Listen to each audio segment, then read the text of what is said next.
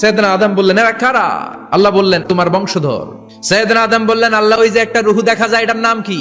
এটা তোমার ছেলে দাউদ, সে দুনিয়াতে নবী হয়ে আসবে। সাইয়েদনা আদম বললেন, মাবুদ, আমার ছেলে দাউদের কত বছর হায়াত আপনি দিয়েছেন? আল্লাহ বললেন, মাত্র 40 বছর। সাইয়েদনা আদম বললেন, মাবুদ, এত ফুটফুটে সুন্দর আমার ছেলে দাউদ, মাত্র 40 বছর দিলেন কেন? আল্লাহ, আপনি বাড়ায় দেন, আল্লাহকে বাড়ানো যাবে না, লেখা হয়ে গেছে। সাইয়েদনা আদম বললেন, আমার 1000 বছর থেকে 60 বছর আমি আমার ছেলেরে দিয়ে দিলাম।